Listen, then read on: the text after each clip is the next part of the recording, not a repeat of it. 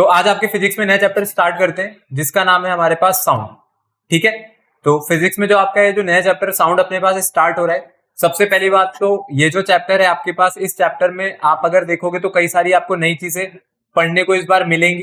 Class 9 में भी आप लोगों ने चैप्टर पढ़ा होगा, याद है क्लास 9 का पढ़ा हुआ? नहीं होगा, यस तो बोल रहे हो पर मुझे पता है कि नहीं होगा कुछ याद। तो आपने क्लास 9 में जो पढ़ रखा है, ठीक है, अभी देखते हैं क्लास 9 में आपने जो पढ़ा हुआ है थोड़ी बहुत चीजें आपको यहाँ पर वैसी देखने को मिलेंगी इंट्रोडक्टरी पोर्शन में। बट इस बार जो साउंड चैप्टर है वहां पर हमारे पास जो क्वेश्चन वाला पार्ट है, जहां पे हमारे पास क्वेश्चन निकल करके आते हैं आपके बोर्ड एग्जामिनेशन में, वो पार्ट आप लोगों के लिए कंप्लीटली नया रहेगा और हो सकता है कि आपको थोड़ा सा टिपिकल भी लगे। ठीक है, लेकिन हाँ चैप्टर बढ़िया है, चैप्टर को आपको पढ़ने में मजा आएगा। तो चलो इसमें सबसे पहले शुरुआत करते हैं आपके पास इंट्रोडक्टरी पोर्शन से। जो आपका सबसे पहला पोर्शन है साउंड का अपने पास इस चैप्टर में, वो कौन सा है आपके पास? Reflection of sound waves and एक्कोज।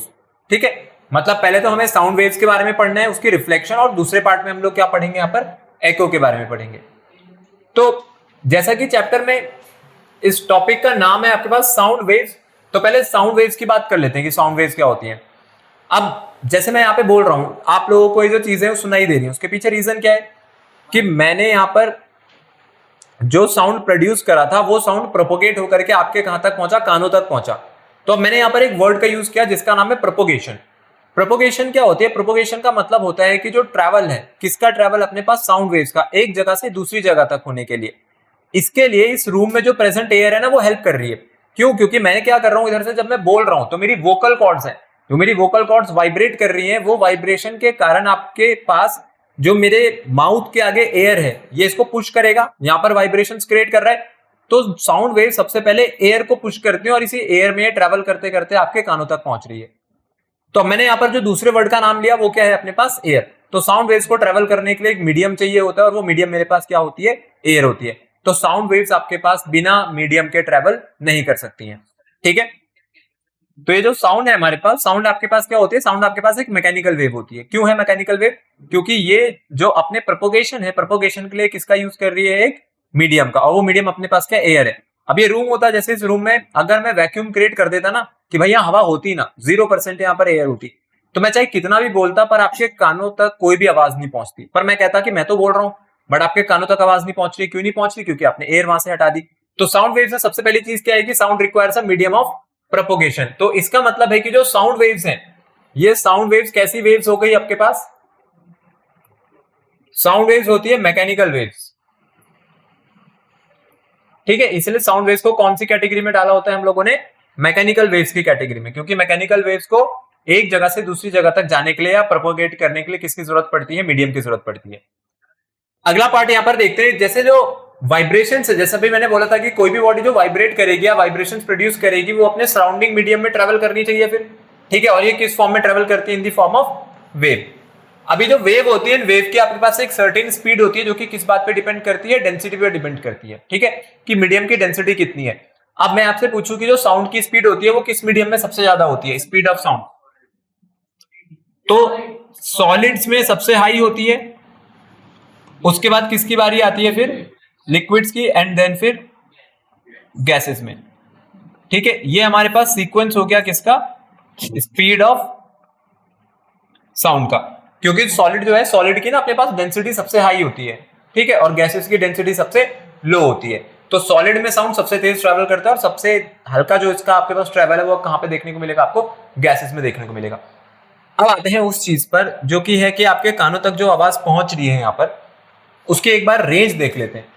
ऐसा नहीं होता है कि सिर्फ वही साउंड जो आपको सुनाई दे रहा है बस वही साउंड आपके आसपास यहाँ पर मौजूद है या प्रेजेंट है। ऐसी कई साउंड वेव्स होती है जो आपके आसपास प्रेजेंट तो है बट आपको सुनाई नहीं दे रही होंगी। ठीक है, तो हमारे जो ह्यूमन एयर्स होते हैं ना, ह्यूमन एयर जिस तरीके की साउंड को सुन सकते हैं इसको हम कहते हैं Audible range. Audible range of hearing. Audible range of जो हियरिंग है इसका मीनिंग ये होता है कि आपके जो कान है वो किसी पर्टिकुलर फ्रीक्वेंसी के लिए ही सेंसिटिव है। मतलब उस फ्रीक्वेंसी के बीच में ही आपके कान आवाज को सुनेंगे। और अगर मैं बात करूं तो जो ऑडिबल रेंज है, ऑडिबल रेंज क्या होती है ह्यूमंस के लिए? 20 हर्ट्ज से कहां तक होती है ये? 20,000 हर्ट्ज तक। तो आपके पास जो ऑडिबल फ्रीक्वेंसी है या जो ऑडिबल रेंज है, जो कि एक सेकेंड आकर जो ह्यूमन एयर सुन सकते हैं वो कहां से कहां तक होती है, 20 हर्ट्ज से 20 किलो हर्ट्ज तक। 20 किलो हर्ट्ज का मतलब है 20,000 हर्ट्ज तक। अब जो ऑडिबल जो रेंज होती है, देखो ऑडिबल रेंज से नीचे आपके पास एक रीजन आता है जिसको हम लोग कहते हैं अपने पास इंफ्रासोनिक्स। तो जो इंफ्रासोनिक है ना, इंफ्रासोनिक कौन सी रेंज रखते हैं, बिलो 20 हर्ट्ज। जो साउंड आपके पास इंफ्रासोनिक है ये कैसा हो गया, इसकी वैल्यू लेस देन 20 हर्ट्ज है। और एक क्या होता है अपने पास, अल्ट्रासोनिक। अल्ट्रासोनिक की वैल्यू क्या होती है, ग्रेटर देन 20 किलो हर्ट्ज। ठीक है, ये वो आवाज है जो आपके आसपास प्रोड्यूस हो रही होगी, बट जो ह्यूमन एयर्स है ना, ह्यूमन एयर इन्हें पहचान नहीं पाएंगे। मैं ये नहीं कह रहा हूं सुन नहीं पाएंगे, मैं कह रहा हूं पहचान नहीं पाएंगे। सुनने का मतलब है वाइब्रेशंस आपके कानों में जा रहा है, लेकिन पहचानने का काम किसका होता है, पहचानने का काम होता है आपके ब्रेन का। ठीक है, मतलब आपके नर्वस सिस्टम का। तो आपके ब्रेन में जो ये पार्ट है जो कि इस फ्रीक्वेंसी के लिए बना हुआ है, जिसको हमारा एयर सुन करके बता सके कि हाँ ये इसकी आवाज है, ये इसकी आवाज है, तो वो 20 हर्ट्ज से 20 किलो हर्ट्ज तक के बीच का है। तो ब्रेन सिर्फ उसी को अपने पास यहाँ पर क्या करेगा, आइडेंटिफाई करेगा। उसके नीचे वाली और उसके ऊपर वाली को वो आइडेंटिफाई नहीं कर पाएगा, तो उसको नहीं पता चलेगा, तो आपको लगेगा कि मेरे को कुछ सुनाई नहीं दे रहा है। तो ध्यान रहे कि अभी जिस चीज की हम लोग बात कर रहे हो फ्रीक्वेंसी है। एम्पलीट्यूड का मतलब होता है एम्पलीट्यूड। आप लोग ये मत समझना कि आवाज तेज हो जाएगी। अल्ट्रासोनिक्स का मतलब ये नहीं है तेज आवाज निकल रही होगी। तेज का मतलब होता है लाउडनेस या फिर एम्पलीट्यूड। ठीक है, फ्रीक्वेंसी जो होती है, फ्रीक्वेंसी को भी हम लोग आगे पढ़ेंगे। फ्रीक्वेंसी का होता है नंबर ऑफ साइकिल्स पर सेकेंड। ठीक है, जो वेव ने ट्रेवल करी होगी यहां पर। तो अपने पास ये जो वाइब्रेशन है इंफ्रासोनिक वाली, अल्ट्रासोनिक वाली, आपके कानों तक पहुंची, बट आपके ब्रेन ने आइडेंटिफाई नहीं कर पाए। ठीक है, तो ब्रेन वाला जो पार्ट है इसको आइडेंटिफाई नहीं कर पा रहा है। अब एक जरूरी चीज जो मैं आपको यहां पर बताऊंगा वो बात ध्यान से समझना। जैसे मैंने भी एम्पलीट्यूड के लिए बोला था, एम्पलीट्यूड और लाउडनेस एक अलग चीज है। ठीक है, उसका फ्रीक्वेंसी से कोई लेना देना नहीं है। अगर मैं कहूं फ्रीक्वेंसी, आपको पता है जो फ्रीक्वेंसी होती है, फ्रीक्वेंसी किस पे डिपेंड करती है मेरे पास, सोर्स पे। ठीक है, फ्रीक्वेंसी किस पे डिपेंड करेगी हमारे पास, सोर्स पे। मतलब कौन प्रोड्यूस कर रहा है अल्ट्रासाउंड। तो इंफ्रासोनिक्स और जो अल्ट्रासोनिक्स होती है ये सोर्स पे डिपेंड करते हैं। जैसे अल्ट्रासाउंड कराए जाते हैं, पेट का अल्ट्रासाउंड होता है, तो आपने देखा होगा वहां पर अल्ट्रासाउंड के लिए वो एक प्रोब यूज करते हैं जो आपके पेट पे चलाते हैं, तो वो अल्ट्रासाउंड फेंकती है वो प्रोब। ठीक है, और वो टकरा करके जब वापस आती है तो उसके थ्रू एक इमेजिंग करी जाती है, जो कि पूरा डिजिटली चल रहा है वो प्रोसेस। तो वहां पर एक सोर्स है जो कि उसको प्रोड्यूस कर रहा है, पर इसका मतलब भी थोड़ी वो बहुत तेज आवाज कर रहा है। 20 किलो हर्ट्ज से ऊपर का उसने साउंड प्रोड्यूस करा, पर आपको सुनाई भी नहीं दिया होगा जब आपका अल्ट्रासाउंड हुआ होगा। तो इसलिए फ्रीक्वेंसी का एम्पलीट्यूड से कोई लेना देना नहीं है। ये बात अभी आप अपने पास क्लियर करके चलो। नेक्स्ट आ जाते हैं आपके वेव कैरेक्टरिस्टिक्स पर। देखो वेव कैरेक्टरिस्टिक्स देख लेते हैं यहाँ पे। वेव कैरेक्टरिस्टिक का मतलब है कि सबसे पहले हम लोगों ने साउंड को किसकी तरह आइडेंटिफाई करा है यहाँ पर एज अ वेव। तो अभी हम लोगों ने कुछ टर्म्स का इस्तेमाल करा था, जैसे मैंने आपको बोलता फ्रीक्वेंसी, एम्पलीट्यूड। तो अब जरा इनके मीनिंग देखते हैं, इन सबके अपने पास मीनिंग क्या है। ये जो वेव आप यहाँ पर देख रहे हो ना, जो कि कोई इस तरीके का फंक्शन बना करके चले, पहले एक पीक ऊपर बन रही है, फिर एक डिप बन रही है नीचे। इस वाले पोर्शन को क्या कहते हैं, जो ऊपर की तरफ हमारे पास ये पीक बनती है, क्रेस्ट, और नीचे वाले को क्या कहते हैं हम लोग, ट्रो।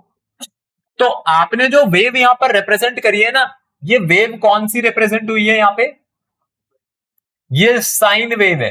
कौन सी वेव कहते हैं हम लोग इसको, ये साइन वेव है। एक साइन फंक्शन होता है मैथ्स में, इसके लिए अभी आप 11th में पढ़ोगे, अभी इसमें ज्यादा कंफ्यूज मत होना, जस्ट एक रेफरेंस के लिए बताया। तो क्रेस्ट बना, ट्रो बना, फिर क्रेस्ट बना, फिर ट्रो बना, क्रेस्ट ट्रो बनाता हुआ चल रहा है। तो एक बात आप ध्यान रखना कि देखो, आपको मैं बताता हूं एक बहुत सिंपल सी चीज की, प्लॉट कैसे होता है, मैंने एक बार पहले भी बताया था, इससे आपको समझ आ जाएगा। क्योंकि अभी अब मेरे को आपको समझाना पड़ेगा साइकिल्स कैसे बनते हैं। ऐसा समझो जैसे आपका एक पेंडुलम है, ये मेरे पास पेंडुलम की मीन पोजीशन है। ठीक है, अगर मैं पेंडुलम को इधर लेफ्ट साइड का पुश दूं तो ये किधर जाएगा, लेफ्ट साइड में। अब पूरा ऊपर तो नहीं चला जाएगा, ठीक है, यहां तक जाएगा, ये इसकी एक्सट्रीम पोजीशन है। अब यहां से ऑटोमेटिकली क्या हो जाएगा, ये वापिस आने लगेगा। तो पहले ये जीरो से कहां तक गया, अपने मैक्सिमम पोजीशन तक गया या नहीं गया, पहले अपनी मीन पोजीशन से मैक्सिमम पोजीशन तक गया। तो वही हम लोगों ने बनाया। देखो ये क्या कर रहे हैं हम लोग, ये हम लोग प्लॉट कर रहे हैं, इस तरफ अपने पास टाइम है, और इस तरफ ये जो y एक्सिस है, y एक्सिस पर क्या प्लॉट कर रहे हैं हम लोग, एम्पलीट्यूड। ठीक है, ये y एक्सिस पर क्या प्लॉट हो रहा है आपका, एम्पलीट्यूड, और x एक्सिस पर क्या प्लॉट हो रहा है हमारे पास, टाइम, समय के साथ। तो जैसे जैसे समय आगे बढ़ा, आपने देखा कि भाई एम्पलीट्यूड बढ़ रहा है। एम्पलीट्यूड का मतलब होता है maximum displacement from the mean position. आपकी जो बॉब थी उसकी जो डिस्टेंस है मीन पोजीशन से, वो सबसे ज्यादा कहां पे रहेगी, यहीं पर। यहीं पे तो अपनी ओरिजिनल पोजीशन से सबसे ज्यादा दूर है। तो पहले जैसे जैसे टाइम बढ़ा एम्पलीट्यूड बढ़ता गया, लेकिन अब ये ऑटोमेटिकली क्या होगा, वापस आने लगेगा। पहले ये कहां पे आएगा, अपनी मेन पोजीशन पर। तो देखो पहले ए से बी गया, ये क्या हो सकता है आपके पास, ये एग्जांपल हो सकता है पहले ये कहां से कहां गया, ए से बी। ठीक है, वेव प्लॉट करना सिखा रहा हूं मैं आपको, पहले ये कहां से कहां गया, ए से बी। लेकिन अब ये वापस नहीं आ जाएगा इधर को, पहले ए पे आएगा। क्या ये ए पे आने पे रुक जाएगा क्या वापस? अब किधर जाएगा ये, राइट में। अब ये जाएगा आपके पास सी पोजीशन पर, फिर से मैक्सिमम डिस्प्लेसमेंट के लिए गया।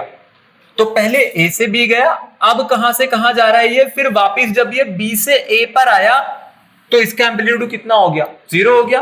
तो देख लो इसलिए आपकी वेव कहां पे आ गई है, 0 पे। अब उसके बाद पता है क्या हो रहा है, अब जब वो इधर मूव करेगा तो हो तो रही है डिस्प्लेसमेंट, पर अपोजिट डायरेक्शन में हो रही है। ठीक है, तो आपके पास अब देखो इसके बाद क्या हुआ, यहां पे जब ये मैक्सिमम पोजीशन तक पहुंचा बी तक, उसके बाद ये वापस आया 0 पे मीन पोजीशन पे, इसलिए आपने वेव को यहां पे गिराया।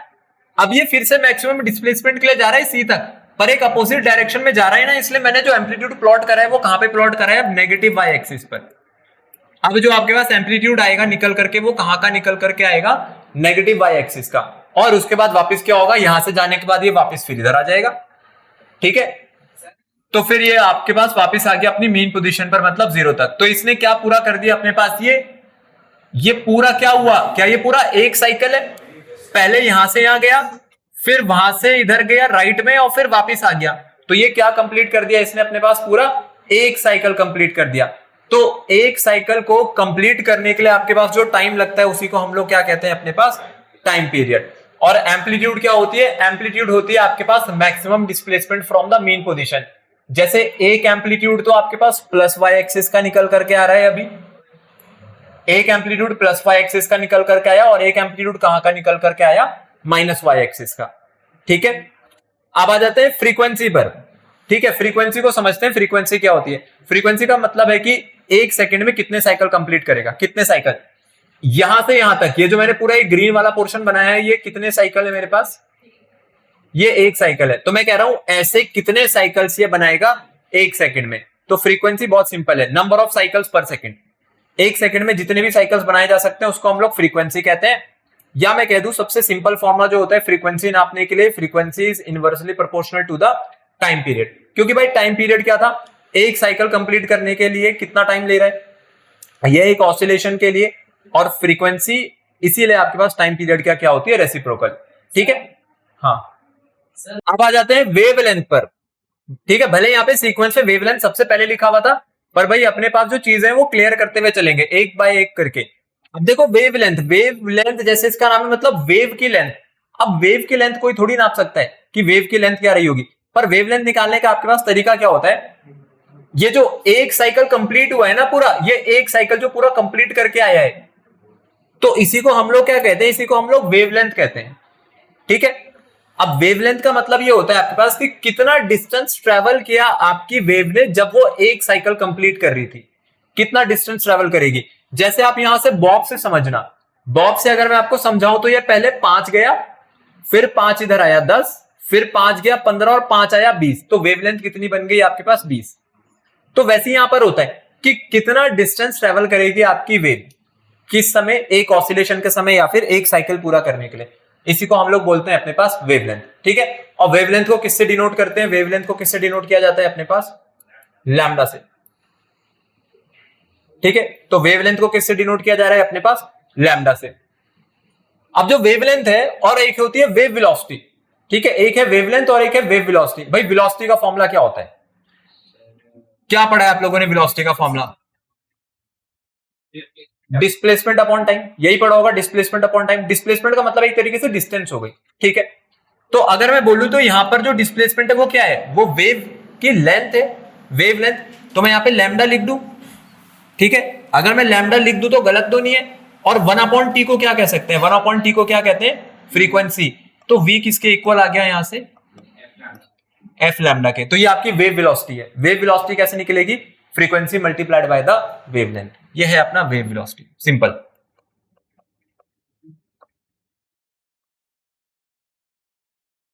आई बात समझ में। आगे आ जाते हैं आपके पास इसमें प्रोपोगेशन ऑफ साउंड पर। देखो प्रोपोगेशन ऑफ साउंड का मतलब है कि अब हम देखते हैं यहाँ पर जो साउंड है वो किस तरीके से प्रोपोगेट करेगा, मतलब वो एक जगह से दूसरी जगह तक जब पहुंचेगा तो कैसे आपके पास साउंड एक जगह से दूसरी जगह तक अपने पास पहुंचता है। प्रोपोगेशन में अगर सबसे इंपॉर्टेंट चीज का हम लोग ध्यान देंगे तो जैसे मैंने बोला था साउंड वेव्स को क्या चाहिए होता है, मीडियम चाहिए होता है ट्रैवल करने के लिए, इसलिए साउंड वेव्स को कौन सी कैटेगरी में डाला है हम लोगों ने, मैकेनिकल वेव्स। ठीक है, मैकेनिकल वेव्स भी कहते हैं इनको, और दूसरा क्या कहते हैं हम लोग, इलास्टिक भी। ठीक है, इलास्टिक वेव्स इसलिए बोला जाता है क्योंकि ये एक जगह से दूसरी जगह तक ट्रैवल कर सकती हैं और with the minimal loss of energy, इसलिए इलास्टिक वहां पर वर्ड यूज हुआ है। अब जो एनर्जी का ट्रांसफर हो रहा है, देखो एनर्जी का ट्रांसफर यहाँ पर कैसे होता है, आपके पास जो साउंड वेव है, साउंड वेव प्रोड्यूस जब हुई थी किसी मीडियम में तो क्या हुआ था, उसने उसने अपने मीडियम के पार्टिकल्स को एक जगह से यहाँ पर डिस्प्लेस करा था अपनी मीन पोजीशन से। जैसे मेरे मुंह के आगे कई सारी एयर के यहाँ पे पार्टिकल्स होंगे तो जब मैं बोलूंगा तो वो वाइब्रेट होंगे, अपनी मीन पोजीशन से ही लेंगे। डोमिनो गेम आप लोगों ने देखा होगा, एक डोमिनो गेम होता है, उसमें पहला वाला पुश करें तो बाकी सारे अपने आप गिर जाते हैं। आपको सबको पुश नहीं करना है, आपको बस पहला वाला पुश करना है। तो वैसे एयर कॉलम है मेरे सामने, अभी जो एयर कॉलम है मुझे बस पहली एयर कॉलम को धक्का देना है, इसके बाद जितने छोटे छोटे एयर कॉलम है वो अपने पास सारे के सारे पुश होते चले जाएंगे। तो मैंने साउंड एनर्जी प्रोड्यूस करी और मेरी साउंड एनर्जी ने क्या करा, मेरी साउंड एनर्जी ने एयर कॉलम को डिस्प्लेस करा और उसके बाद वो एयर कॉलम जो है वो आपके कानों तक एक एक एयर कॉलम को डिस्प्लेस करके आपके कान तक पहुंच गया। जैसे मैंने यहां से आपके एयर कॉलम को पुश करा तो हम लोगों ने क्या करा, हम लोगों ने साउंड एनर्जी प्रोड्यूस करी। अब जो साउंड एनर्जी प्रोड्यूस हुई है, एनर्जी क्या कर रही है, साउंड एनर्जी आपको हेल्प कर रही है वो एयर कॉलम्स को डिस्प्लेस करने में, छोटे छोटे वो जो एयर कॉलम से डिस्प्लेस हो रहे तो आपके कानों तक मेरी जो बोली गई जो वाइब्रेशन है वो पहुंच गई। लेकिन अगर मैंने यहाँ पे जो एनर्जी है, अगर एक एग्जांपल के लिए मैं कहूं, मैंने अगर आपको यहाँ पर जो एनर्जी दी थी वो 100 जूल की थी, एक एग्जांपल के लिए बोल रहा हूं, अगर 100 जूल की एनर्जी थी तो आपके कानों तक कभी भी पूरे 100 जूल की एनर्जी के साथ साउंड एनर्जी नहीं पहुंचती है। होता क्या है, जो साउंड है आपके पास वो डिसिपेट हो जाती है सराउंडिंग में, डिसिपेट होने का मतलब है फैल जाती है, जिसको हम कहते हैं लॉस ऑफ एनर्जी। तो आप जो जिस एनर्जी के साथ साउंड वेव को प्रोड्यूस कर रहे हो 100% एनर्जी के साथ लिसनर तक साउंड नहीं जाएगा। तो मैं क्या हो गया यहाँ पर, मैं तो आपके पास सोर्स हूं जो साउंड को प्रोड्यूस कर रहा है, आप लोग लिसनर हो। तो आप जो साउंड सुन रहे हो, आप जिस एनर्जी के साथ सुन रहे हो, ये वो एनर्जी नहीं है जिस एनर्जी के साथ मैं प्रोड्यूस कर रहा हूं। तो इसलिए क्योंकि यहां पर अपने पास प्रोपोगेशन के लिए एक मीडियम रिक्वायर है, तो इसीलिए साउंड वेव जब भी ट्रेवल करती हैं एक मीडियम से दूसरे मीडियम में तो वो क्या फेस करती हैं, अपने पास लॉसेस फेस करती हैं। ठीक है, अब यहां पर हम लोग एक दूसरी चीज पे ध्यान देंगे, जैसे इस पे लिखा हुआ है कि when the medium particles vibrate there is a change of kinetic energy into the potential energy and vice versa। Medium के पार्टिकल्स जब वाइब्रेट करते हैं, देखो मीडियम के पार्टिकल्स वाइब्रेट करने का मतलब है कि क्या आपने स्प्रिंग देखा है कभी, अपने पास एक स्प्रिंग है, सोचो अगर मैं स्प्रिंग को जो कि इतना बड़ा खुल रखा है, अब अगर उस स्प्रिंग को ऐसे नीचे फेंके, आप जाकर के यूट्यूब के ऊपर इसका एनिमेशन देख सकते हो। ठीक है, हम लोग यहाँ पे उसको बना नहीं सकते, मतलब दिखा नहीं सकते, नहीं तो कॉपीराइट आ जाता है। तो प्रॉब्लम क्या होती है कि जो चीज मैं बोल रहा हूं वो बोल के नहीं समझ आएंगे, विजुअलाइज अगर आप करोगे तो विजुअलाइजेशन से समझ आएगा। तो आप जाकर के घर पे एनिमेशन देखना। अब मैं आपको समझाता हूं होता क्या है। सोचो जैसे आपके पास स्प्रिंग है, अब वो स्प्रिंग जो है अपने पास वो कैसे रहेगा, वो कॉइल्स रहती है, ऐसे बड़ी बड़ी कॉइल्स होती है। ठीक है, ये मेरे पास नॉर्मल पोजीशन में स्प्रिंग है।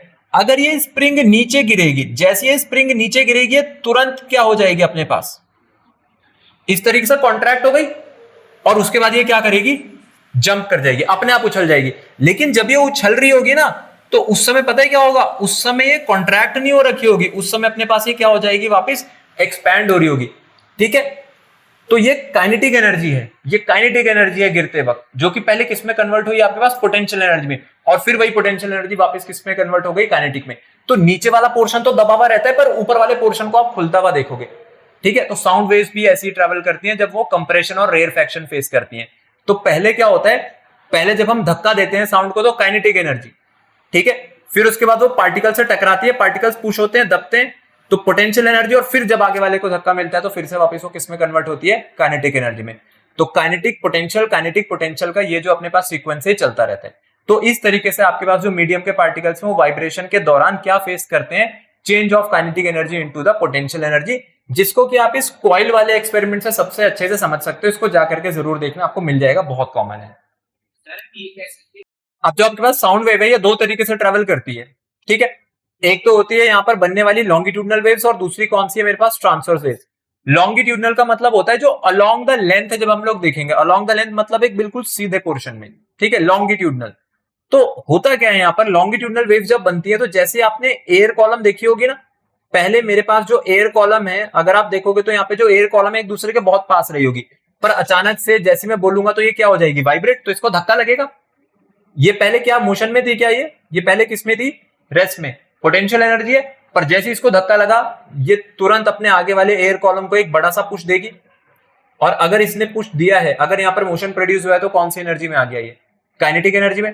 फिर इसके आगे वालों को दोबारा से जब पुश मिलेगा, ये थे ये पोटेंशियल एनर्जी वाले, और फिर उसके बाद दोबारा से आगे अपने पास ऐसे खुल करके ऐसे ही आगे बढ़ते रहेंगे। और अगर मैं कहूं तो इनका नाम क्या होता था, क्या नाम पढ़े आप लोगों ने इनके, कंप्रेशन एंड रेयरफैक्शन। ये सबसे पहला वाला क्या है, कंप्रेशन है, फिर क्या हो रही है, रेयरफैक्शन, फिर कंप्रेशन है, फिर क्या हो रहा है, रेयरफैक्शन। तो जो कंप्रेशन वाला जो रीजन होता है, कंप्रेशन वाले रीजन में आपके पास जो प्रेशर है, बिल्कुल जो प्रेशर है वो बहुत हाई रहता है, लेकिन उसके बाद जब रेयरफैक्शन देखने को मिलती है तो एकदम से पार्टिकल एक दूसरे से दूर होने लगते हैं, मतलब अपने पास प्रेशर जो है वो वहां पर रिलीज हुई है। तो रेयरफैक्शन कैसा रीजन हो गया मेरे पास, एक लो प्रेशर रीजन, और कंप्रेशन कैसा रीजन हो गया, एक हाई प्रेशर रीजन। ये होता था किसमें, ये होता था आपके पास लॉन्गिट्यूडनल वेव्स में, जब हम साउंड वेव्स को एज अ लॉन्गिट्यूडनल वेव पढ़ रहे हैं। अब आते हैं ट्रांसवर्स वेव पर। ये ट्रांसवर्स वेव क्या होती है, ट्रांसवर्स वेव को अगर आपको समझना है तो इसके लिए सबसे अच्छा एग्जांपल होता है कि आप लोगों ने कभी रुके हुए पानी में पत्थर मारा है। अगर आपने रुके हुए पानी में पत्थर फेंका होगा तो आपने देखा होगा कि साउंड वेव ट्रेवल तो करती है, ठीक है, कोसेंट्रिक सर्कल्स बनके, आप देखोगे कि कोसेंट्रिक सर्कल्स बनके ऐसे बाहर तक फैल रही है, पर अगर आप ध्यान दोगे ना सतह पर, तो उसकी जो सतह है या जो लेयर है वो थोड़ी सी उठती भी है, ठीक है, ऊपर की तरफ उठती है, बाहर तो जा ही रहा है पर ऊपर उठ के बाहर जाएगा। तो अब आपके पास जो मोशन है ना वो एक डायरेक्शन इसमें तो है ही, पर उसके साथ ऊपर भी उठ रहा है, परपेंडिकुलर भी एक कंपोनेंट आ रहा है। देखो जैसे आपने यहाँ पर स्टोन ड्रॉप करा था, अब जैसे आप स्टोन ड्रॉप करोगे आप देखोगे कि उसके चारों तरफ ऐसे कोसेंट्रिक जो रिंग्स है वो फॉर्म होकर के आपके पास जो पानी में है वो वेव बना करके ऐसे बाहर की तरफ निकल रहा है। लेकिन आप एक चीज नोटिस करना कि ये बाहर की तरफ तो जाएगा पर ये थोड़ा सा उठा हुआ भी होगा इस तरीके से, ठीक है, ऐसे उठ करके जाता है पानी आगे की तरफ। तो आपने एक चीज ध्यान दी, ये बाहर की तरफ फैल रही है, अगर ये बाहर की तरफ फैल रही है तो ये आपने बोल दिया कि भाई इनकी डायरेक्शन ऑफ प्रोपोगेशन हो गई, ठीक है, कोई सी भी डायरेक्शन ले लो, इनकी डायरेक्शन ऑफ प्रोपोगेशन है। तो डायरेक्शन ऑफ प्रोपोगेशन के परपेंडिकुलर बन रहे हैं आपके क्रेस्ट और ट्रो, डायरेक्शन जो है प्रोपोगेशन की उसके कैसे बन रहे हैं, ये परपेंडिकुलर बन रहे हैं। तो यहां पर दो कंपोनेंट्स हैं, पहला कंपोनेंट तो कैसा है, जो कि जैसे आपने बोला कि बिल्कुल लीनियर है, एक प्लेन में, और दूसरा कंपोनेंट कैसा है, उस प्लेन के परपेंडिकुलर है। तो ट्रांसवर्स वेव जो होती है, ट्रांसवर्स वेव में मेन चीज यही होती है कि यहां पर अपने पास जो क्रेस्ट बनते हैं और जो ट्रो बनते हैं वो कैसे होते हैं यार, perpendicular to the propagation of wave. और इस तरीके की वेव को हम लोग कौन सी वेव कहते हैं, अपने पास ट्रांसवर्स वेव कहते हैं, ठीक है। ये आपके सामने यहां पर बनी हुई है जो भी आपने इससे पहले बनाई थी। तो ये कंप्रेशन हो गया, रेयरफैक्शन, कंप्रेशन, रेयरफैक्शन चल रहा है, ये आपका सोर्स है, ठीक है। सोर्स के बाद यहाँ पे रेयरफैक्शन है, कंप्रेशन है, फिर रेयरफैक्शन, कंप्रेशन। ये पार्टिकल है, देखो पार्टिकल ने यहां से शुरू किया था सोर्स में, अभी अपने पास वाइब्रेट करता हुआ सारे मीन पोजीशन पे जितने भी पार्टिकल्स है बस ये पुश करेगा, ठीक है, और पुश करके वाइब्रेशन प्रोड्यूस करके इस तरीके से वेव को प्रोपोगेट कराएगा, और ये आपके पास ट्रांसवर्स वेव है, ठीक है।